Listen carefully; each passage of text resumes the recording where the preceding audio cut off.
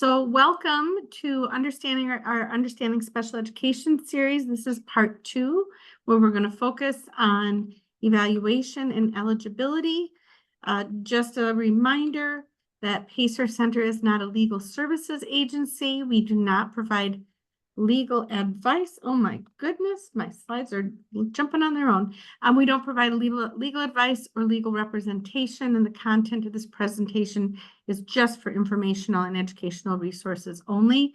It's not legal advice and should not be used as a substitute for such. So my name is Colleen. I am a parent advocate and trainer here at Pacer. I have 3 children, 2 of whom have disabilities, and they have been on IEP since they were about 3 years old. I have sat in education meetings as a parent and as an educator. I have learned the importance of knowing my rights and how to be prepared to advocate for my child's needs. And I'm Robbie Weil. I came to Pacer after 3 decades as an educator. 2 of my now grown children received special education services. I never knew to contact Pacer Center. And as a teacher, I thought I understood the process. And to be honest, I spent my first month at Pacer driving home in tears, second guessing what I had done. So I'm very passionate at making sure that parents know their rights, how to be a collaborative, equal member of their team as they move forward in supporting their children. We're really glad you're here today. So as we said, Pacer is Minnesota's training and information center, and we have served in that role since 1978. That's when we opened our doors with a staff of 5 people and 1 project, Parents Helping Parents. And the goal was to empower Minnesota parents and guardians with the knowledge to be an equal member of their child's IEP team. Again, at this time, all of this was very new. Every state now has a parent and training information center, and Pacer serves in that role for the state of Minnesota. Over the years, we have grown to a staff of about 75, and we now offer more than 30 programs. You can read about all of those on our website at www.pacer.org. From birth through a child's 22nd birthday and then transitioning into adulthood, Pacer works hard to partner with parents of students with disabilities. Our mission remains the same: to enhance the quality of life for students and adults in the world.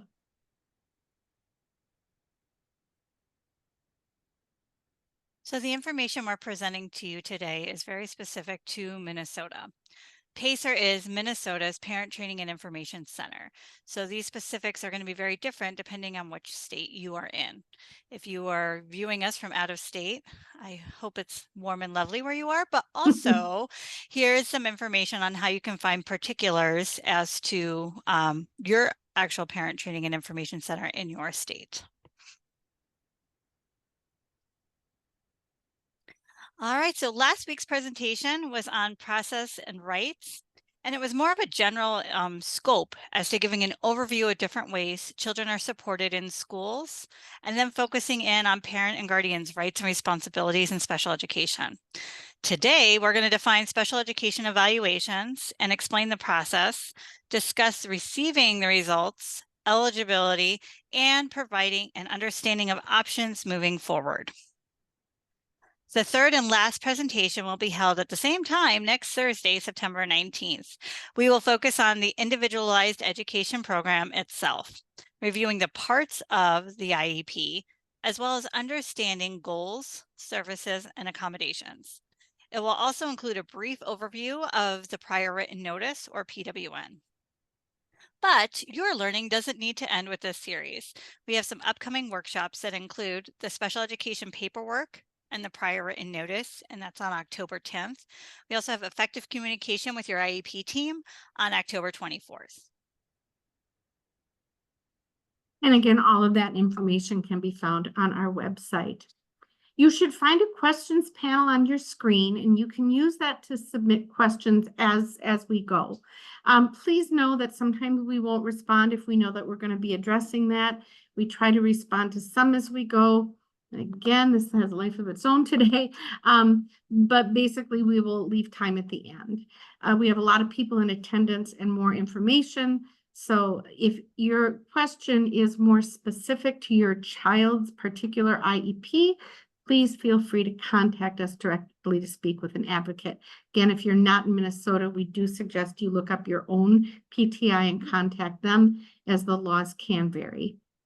So the goals for today, the learning targets, is to understand when is an evaluation needed and how to start that process, what an evaluation plan is, and what happens when that evaluation is completed. Whether or not your child has a diagnosis or disability, evaluation may still become an option. Think about your child in the school setting. Are they struggling? How are they struggling? Is it academics, speech, social needs, behavior? Is it affecting their ability to be in school and to learn alongside their typical peers? What interventions or supports that are available to all students have already been tried? At some point, you may decide you want to request an evaluation to collect more data and understand your child's struggles. So it has a mind of its own, and then it won't explode when I tell it to. I'm like, Robbie. Wake up. Sorry. All right, that's okay.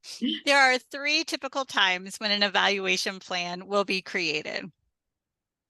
Under federal law, public school districts have a responsibility to identify students with disabilities attending public and private schools located in their district who may need special education services. The term for this is child find. Because of this responsibility, school staff may refer a child for special education evaluation. As a parent or guardian, you also have the right to request an evaluation. If you are concerned that your child has a disability that's impacting their learning negatively, and this can include children who receive passing grades and are advancing from grade to grade. By law, the school needs to conduct a special education evaluation every 3 years, following an initial evaluation and finding of eligibility. We know that children are changing and growing daily, let alone over a period of 3 years. Many of the smaller steps in growth are monitored through progress reports and yearly IEP meetings. The triennial evaluation is a perfect opportunity to take a step back and look at the bigger picture, to understand areas of challenge that are now strengths, and to look at new areas of concern. Sometimes there is new information partway through that 2-year period. And this may include new information like a new outside medical diagnosis that has an educational or daily living impact, increased concerns in an area that wasn't previously assessed, or where needs were not identified. Any member of the team, parents and guardians included, has the right to ask to consider moving up the triennial evaluation. The school must have your consent to conduct a special education evaluation. You also have the right to ask the school district to evaluate your child. You should ask for this in writing, by email or by letter, date it, and send the request to the principal and/or special education director. It is helpful to include a detailed list of the ways you observe your child struggling in school. Keep a copy of your request. This is best practice at every point in special education. The school district should reply in writing in the form of a document called a prior written notice, or PWN. We will look at this document in just a minute. The school may propose to try some interventions first, and this may make sense. You may choose to waive those interventions and request that the district just move straight ahead to a comprehensive special education evaluation. You can ask for a meeting. The school may want to talk about your concerns. They may need more information. They can agree to do an evaluation and may immediately propose an evaluation plan, or they may ask to meet with you first to get your input. They can refuse to conduct the evaluation, and at this point, the prior written notice is very important. The first part of the prior written notice, or PWN, explains that the school is proposing to do or not to do, what other options were discussed, and why they chose this option. This includes if they are proposing to not evaluate at this time. The second part of the PWN is the response form. We often tell parents this paper puts the ball in your court and allows you to decide and share with the rest of the team whether you give consent to move forward or you object to the proposal. There is a spot to mark that you agree, a spot to mark that you disagree. And often the boxes for disagreeing clarify if you want to talk with someone or if you want a more formal meeting. This would be a good time to call and speak with a PACER advocate. There is also additional information on the resources page that you will find receiving this you will receive following this workshop that explains next steps.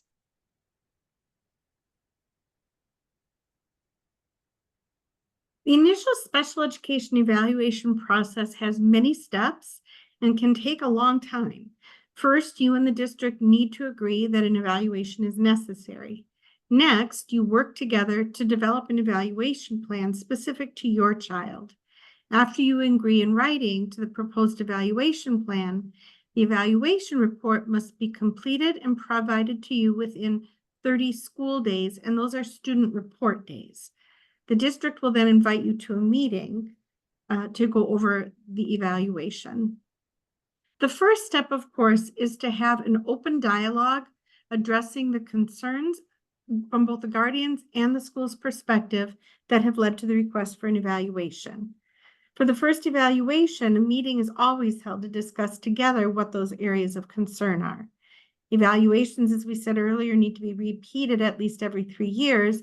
And based on ongoing communication of the team, a meeting may not be offered for a re-evaluation, but you can still ask to meet, especially if there are new diagnoses or areas of concern.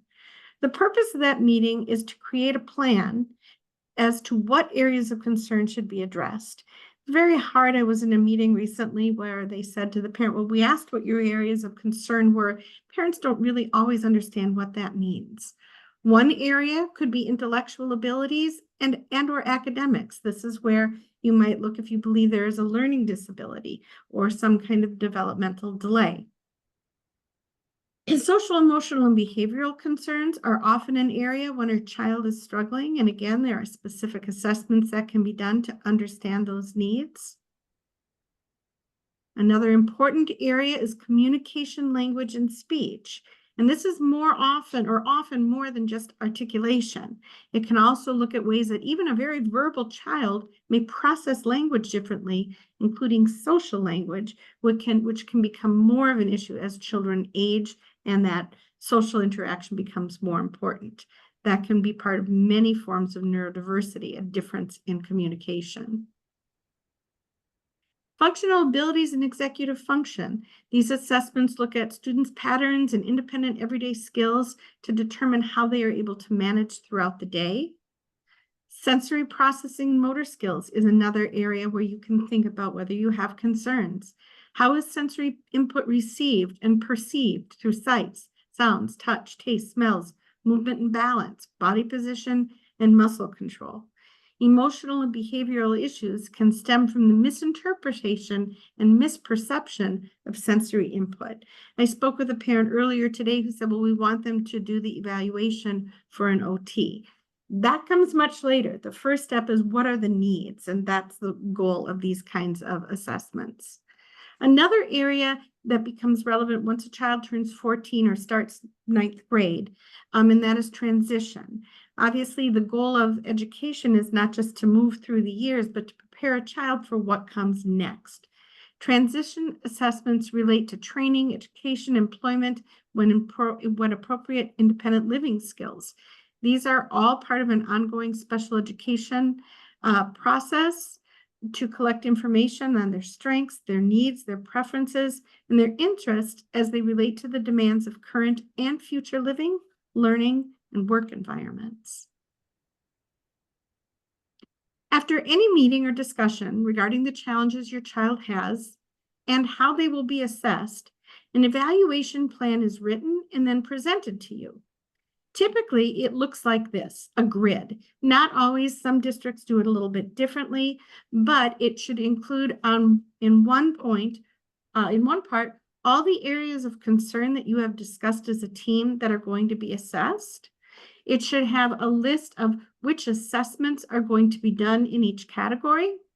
And often it shares who will be conducting those assessments. For example, here, when you look at academic performance, they will be doing the Woodcock-Johnson. They're going to look at FastBridge scores that have taken place over the course of the year, and a file review of previous information, and those will be done by the special education teacher. If you have any questions, this is a time to go back to your team. Remember, a collaborative member, an equal member, has the right to say, hey, not quite clear here. If you have any questions about why certain tests are being used as opposed to different ones, feel free to ask. Sometimes you will see the term as an academic performance file review. This may include the review of an outside assessment or previous assessments. Those file reviews can be very helpful and very important, but again, you want to be sure that they are also collecting and looking at current data. And then again, how can you expect to have this presented to you? And that would be along with a prior written notice. Obviously, the sooner you can sign that you consent to this evaluation, the sooner they start. But again, if there was something that you think wasn't discussed, something you don't understand, something that was discussed that isn't included, you have 14 days from when you receive the prior written notice to have further conversation. If anything has changed at that point, you would receive a new prior written notice. And again, the very important thing to remember here is, other than an initial evaluation, if you don't object to a prior written notice, then on day 15, you have given implied consent. Very important. Not so much with an initial evaluation, they cannot go forward without your consent, but once you have walked through that door of special education, it is always your obligation to mark when you are objecting. Otherwise, it is a complied consent on day 15. Sorry, Robbie, I was just All finishing good. up answering a question. So once the evaluation is completed, there will be a meeting to discuss the findings. Evaluation report summaries can be very dense and wordy, and at first glance, it can be very overwhelming. Although the school is not required to share the report with you before the meeting, they may be willing to do so. That can give you the time to digest what you are reading and to think about what areas you need clarification in or have questions about. Sometimes it's not possible, and remember, it is not an obligation of the school to provide you that report early. I have been in plenty of meetings where they're finishing and printing it as they're walking in to meet with you. Either way, the meeting will be your chance to ask questions about the results. In addition to the parents, the meeting will include professionals from the school. The group must include someone qualified to interpret the evaluation results, such as a school psychologist. Because parents are a part of the team, this will be a key meeting, and it's important to understand the evaluation report. Sometimes the results can be difficult to receive. Parents like to think positively about their children and what they are good at and interested in and how they are making progress. This evaluation report should include the positive, but the emphasis will be on the areas of need. A good way to think about it is important that I focus on my child's areas of need. I will expect that this meeting will emphasize my child's disability, and we will be discussing his or her specific areas of need. Use your time in the meeting to ask the evaluation team any questions you have. For example, what does a score of 54 mean on that test? What does average mean? Why is this task so difficult or easy for my child? Is this statement on page blank an opinion or a fact? This test result seems too high or too low. What other tests could be given to verify the results? Well, I don't see anything in the report about blank. What assessment could be given in that area so that the results of the evaluations are complete?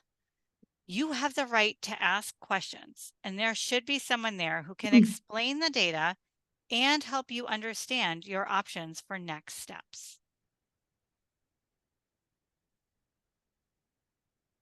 And of course, that next step, especially with an initial evaluation, is a determination of eligibility. The team, you included, will look at the needs in relation to the criteria for the 13 different categories that can be used to qualify a child for an IEP. It's important to know that these are not school diagnoses. The difference between a medical diagnosis and an educational category is very important. Having an outside diagnosis does not automatically mean that that child will show need in the education setting and qualify for special education. Sometimes a child will not qualify under the initial category suspected, but sometimes an evaluation will identify other needs that fit into another category. The categories are laid out in federal law. We'll look at those in a minute. And the criteria a child needs to meet for each category are created by the state, in our case, the Minnesota Department of Education.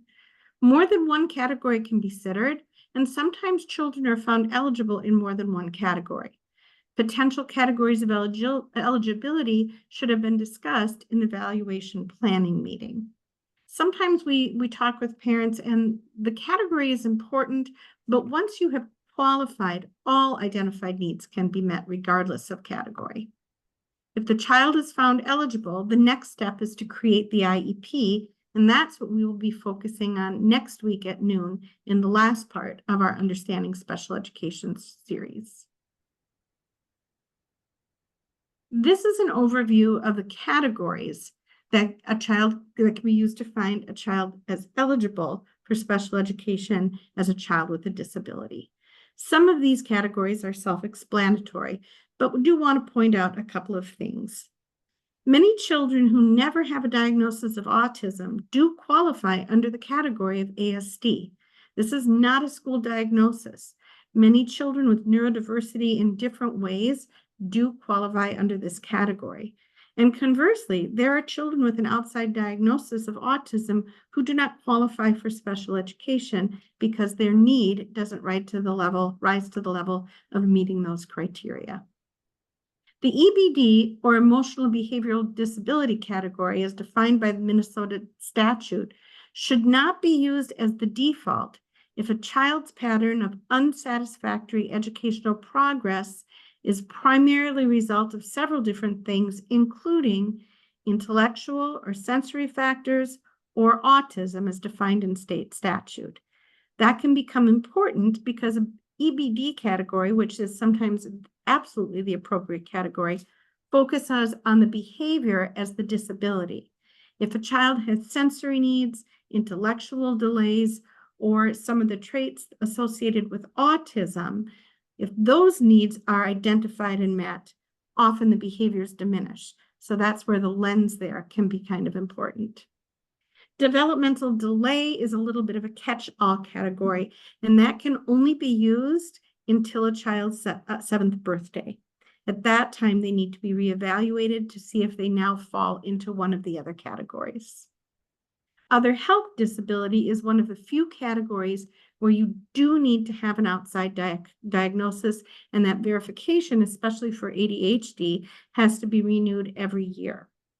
Many children, again, with ADHD qualify in this category. Often I will talk to parents who say, well, my child is struggling. We think they have ADHD. They're not going to evaluate because they say they're not going to qualify. We always talk about you don't know if they're going to qualify until you evaluate. However, if the potential thought is that this child would qualify under other health disability, that may be why that is being shared with you.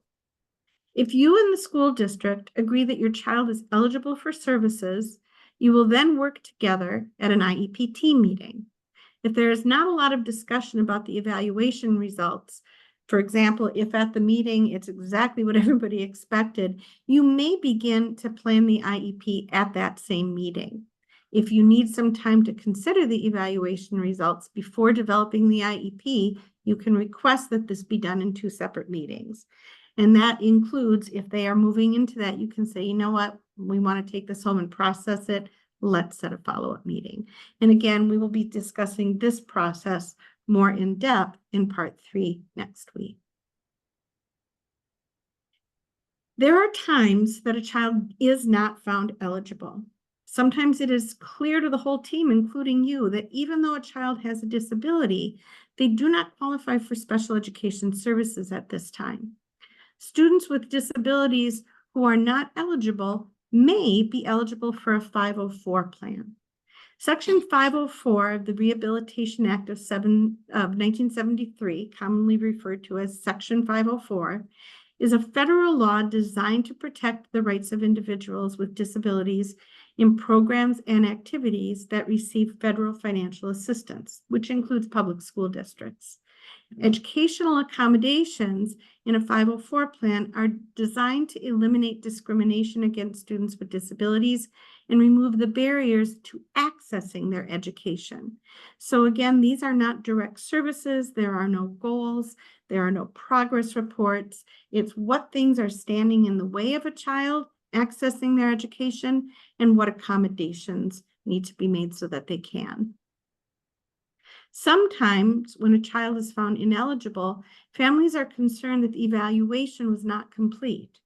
And I would say if you call us before an evaluation, our goal is to help you make sure that all of your concerns are being addressed so that you do get a complete and accurate picture of your child. There may have been additional areas of concern discovered that were not assessed. Maybe a student had difficulty completing a particular assessment, or it may become clear to everyone that more data is needed, among other things. And you can always ask the team to add assessments at this time. If you believe that the school's evaluation gives an inaccurate or incomplete picture of your child, you can disagree with the evaluation. You have the right to request that the district pay for an independent educational evaluation. They may ask you why you want that. You do not have to give specifics other than we don't believe this is an accurate and complete picture of our child. The IEE must be conducted by a qualified examiner who is not employed by the school, and the school district must provide you with information about where you can get it. Now, what we know is that there are often waiting lists. I talk to parents about gathering as many options as they can and getting on waiting lists. The school district, most importantly, has to give you the information of how that transference of payment is going to happen. You can, again, already also select a qualified examiner who is not included or referenced by the school. If the school district denies your request for an IEE at public expense, their only option is to initiate a due process hearing to show that their evaluation was appropriate. In my years, in my experience, I have not seen that happen. The school may not unreasonably delay that independent educational evaluation, and it must consider the results of the IEE when looking again at eligibility to develop your child's IEP. Again, as with any outside evaluation, the school district has no obligation to accept the results of an IEE. In my experience, they typically do give a different perspective, and I have never seen that happen. I have seen people who receive IEEs, and then that is used to, again, look at eligibility. But again, there is that option for the school to consider it and not agree with it.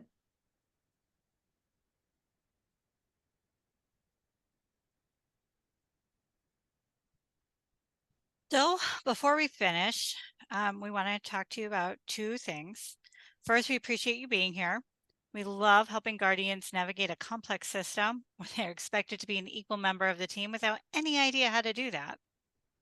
Second, everything we do is free to parents and guardians of children with disabilities. A large part of that funding is through grants. In order to continue receiving grant money, we need to report to our grantors that we are fulfilling our obligations. So we need your help. Following this presentation, you will receive an email. It will include resources, a form if you are in need of CEUs, but most importantly, an evaluation. Not only do those evaluations help us continue to be funded, we also take your feedback seriously. We often make changes to presentations or add topics based on what you share.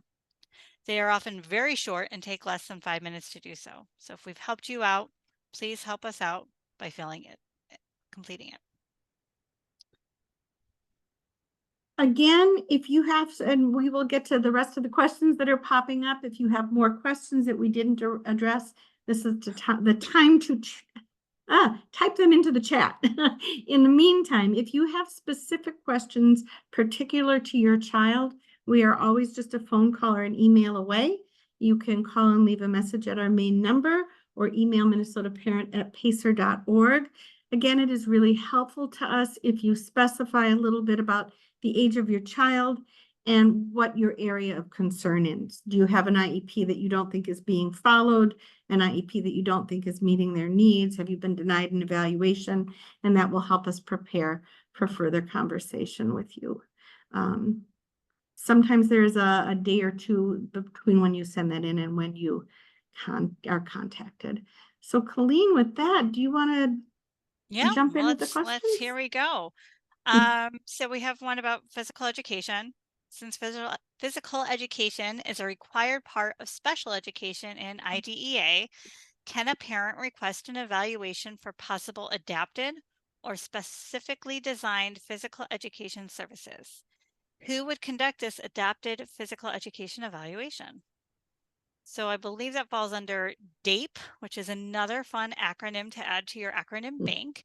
DAPE stands for Developmental and Adaptive Physical Education. Every district should be offering DAPE, and the DAPE specialist would be doing the evaluation if you have concerns about your child participating in PE, so such as motor skills and motor functions. So they would do the evaluation to see if they qualify for DAPE services. So I can jump in. There's a question here about the independent educational evaluation. And this is a little bit of a tricky subject. Here's what I talk to parents about. We need to say that they have the right to consider it and not agree with an outside evaluation even when they've paid for an independent educational evaluation. The issue is that the next step would be to go to due process. And again, in my years at Pacer, I have never seen this happen, because basically what they're saying is we allowed the parent to go elsewhere, we paid for it, and we're still not going to follow what's in there. There are times when parents will get an IEE and the child is still not eligible. And again, that might be a time to call Pacer and talk through your options. Again,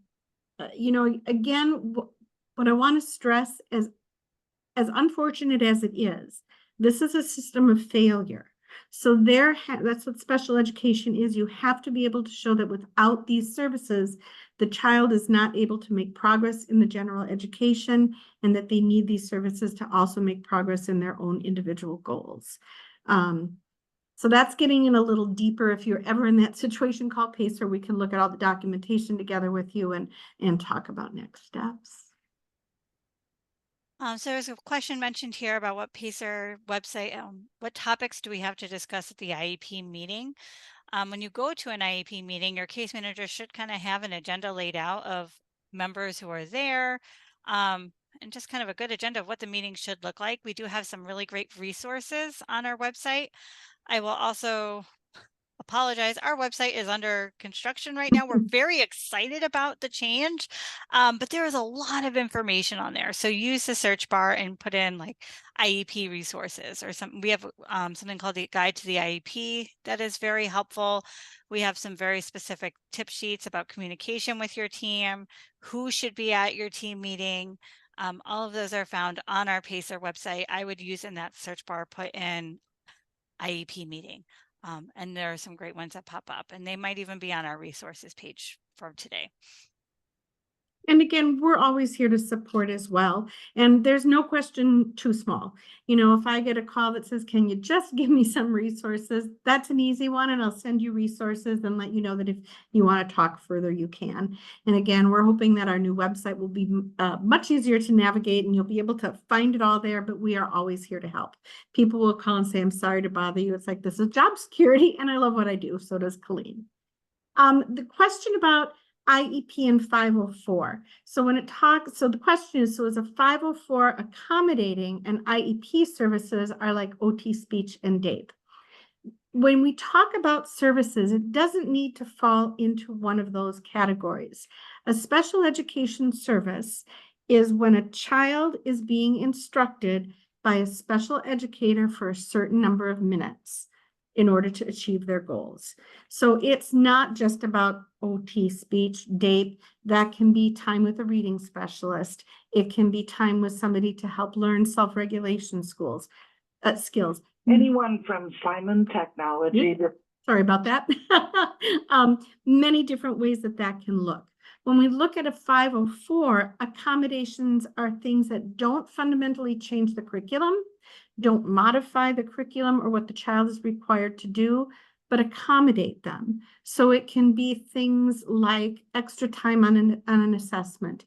It can be access to things like fidgets for a child with ADHD, or breaks, scheduled breaks. Every day before this class, they get kind of ramped up, so they will have a scheduled break.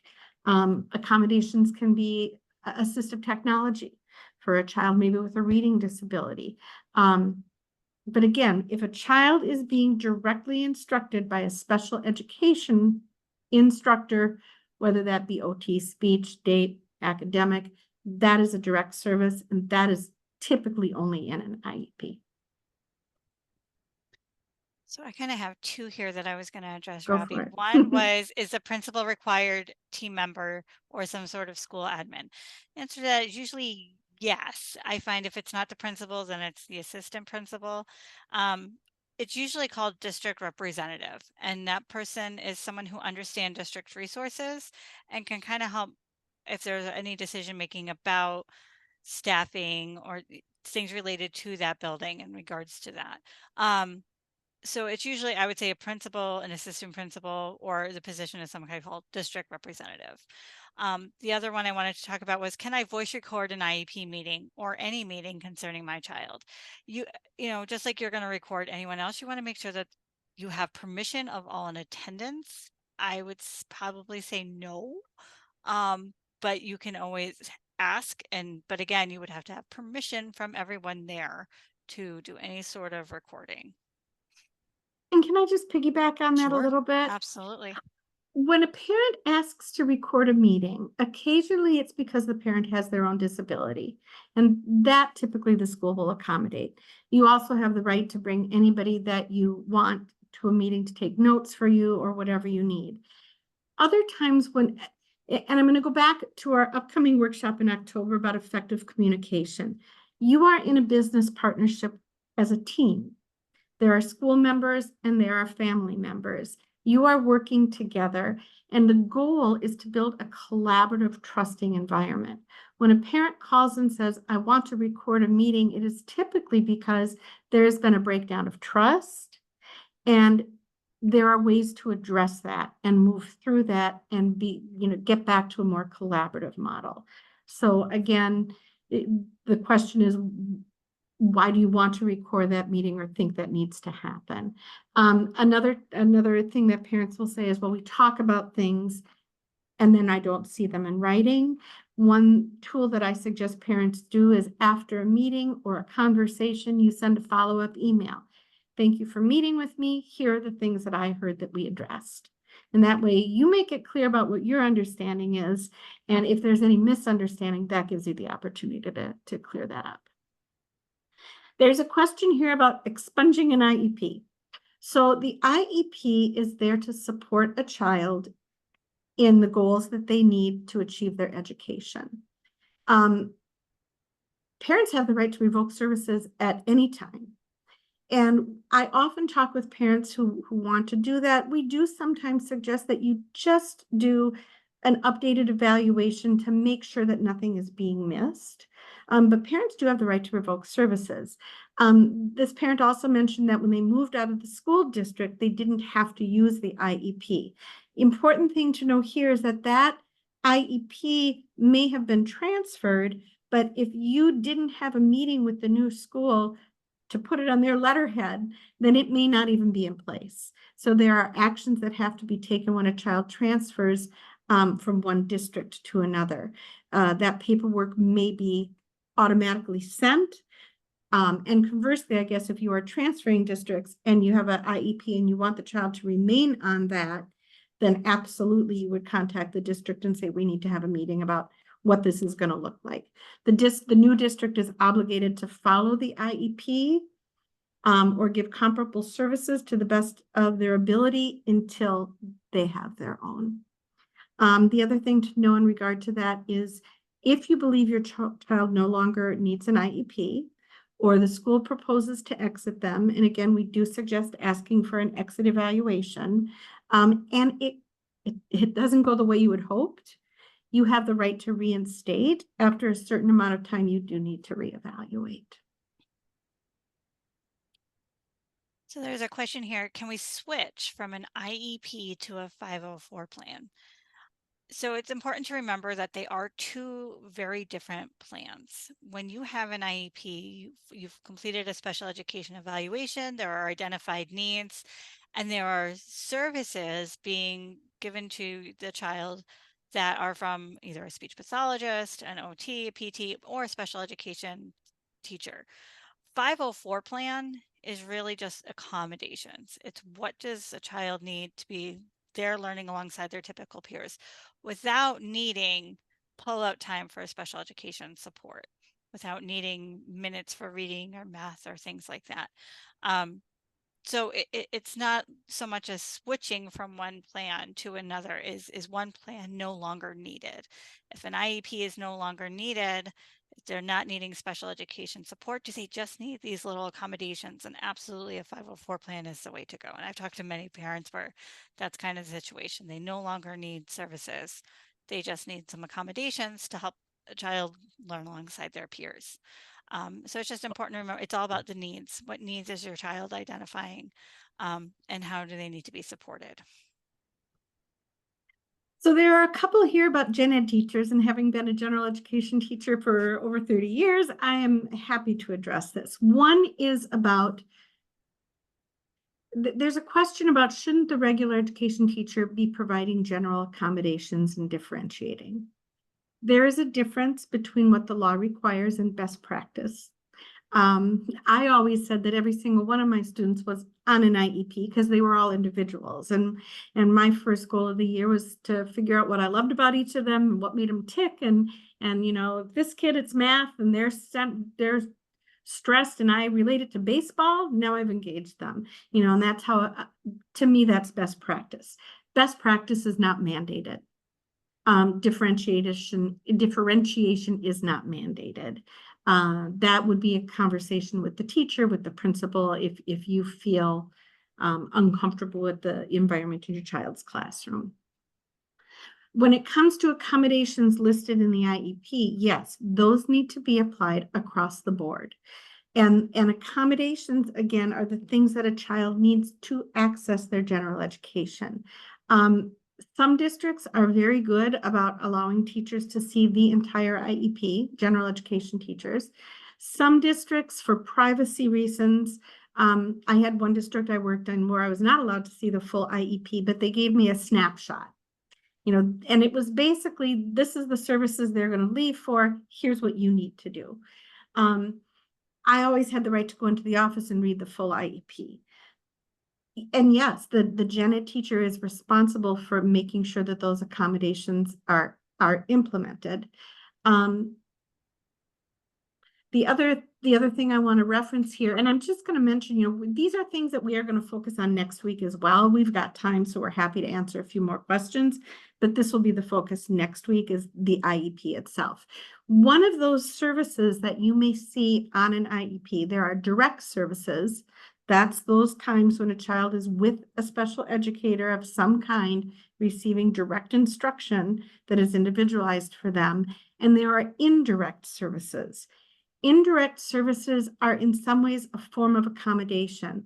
So for example, if I had a child who was struggling with self-regulation, they were getting services with somebody in order to gain those skills, there may be 10 minutes of direct service a month. That person giving those instruction minutes may meet with me and say, here's what we're working on, here's how you can support it in the classroom. I saw that often additionally around speech articulation. These are the sounds we're working on. These are the ones we want you to correct. These are the ones we want you to applaud, and these are the ones to ignore. So that can be part of that as well. There's a question on here kind of in regards to PACER services. Would it be possible to meet with an advocate in person or an interpreter to review everything and get an overview of IEP processes and rights. So just so you know, at Pacer, we do have multicultural advocates on our staff. We have advocates that speak Spanish, Hmong, and Somali. And I believe quite a few other languages that we learned from our, our poll of what languages do advocates speak. It kind of surprised me how many Spanish speaking advocates we did have. But anyway, we would be able to set up a phone call or a video conference with yourself and an interpreter if needed. And it comes down to, what are your specific questions in regards to the process? We're more than happy to go through it.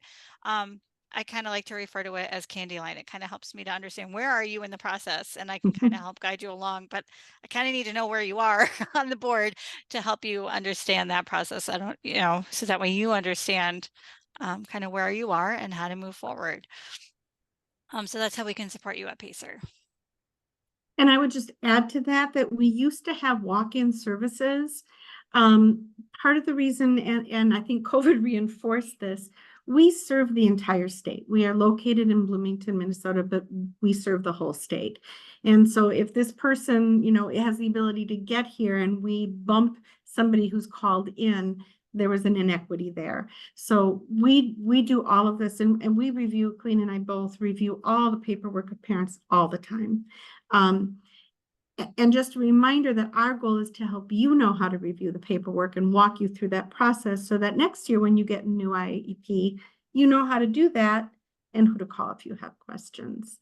Somebody has a question here about 2E or twice exceptional during students. This idea of twice exceptional students, the unfortunate truth is there's nothing in education that states that children have to be supported to reach their potential. They need to be supported to achieve the standards that are set by the state. Again, we're not here to talk about the system. We're here to talk about special education. We do not have resources regarding that because, again, you have to be able to show what is the need in special education. What I have seen parents be successful in pushing for or working through with a team, and I'm just going to give one example. And again, this might be a question for a parent to call us and have those individual conversations. There are some children with specific profiles who have very high IQs. They are very bright. They can be a little bit rigid. And that rigidity or communication language differences cause behaviors. I have seen parents successfully make the case that these behaviors happen. You're doing math, right? And you're telling the child they have to do these 5 problems and they have to show how they've used the algorithm on paper. That child is very logical. They can look at the problem and see the answer, and they don't understand why they have to show their work. That if you can link those behavior concerns to a child's frustration due to their twice exceptionality, that would be a time to have a conversation about how do we support this child? And that can be modifications like, we're going to explain to you, you need to be able to show your work because in a year it's going to be harder and we need to know you have that skill. But here are the 2 problems we want you to show your work on. Here are the 3 problems we don't need you to do. And here are 2 harder problems. And as long as you can get the answer, and again, this is just a hypothetical situation. But again, there is really nothing in the law around the obligation to support kids with that twice exceptionality, unfortunately. But again, we have successfully supported parents in getting different things in place for their children. There was one on here about personalized, individualized education, but it's not necessarily done. What I would, as a former teacher, I can tell you schools love data. So sometimes when it comes to dealing with schools, it's kind of showing them the data. I would kind of take a step back and think about, well, how is it not being done? I would really review your child's education plan to figure out, one, is everything on there needed? Is it current? Is everything functioning the way it should? And where you're finding that it's not, let's collect some data as to how is this not working? How is it a struggle? How is your child struggling in any way? New areas of concern popping up? And then you have the right to ask for a team meeting. When you ask for a team meeting, you're asking for an IEP team meeting that gets most of the members, if not all together, where you can address concerns regarding the IEP itself.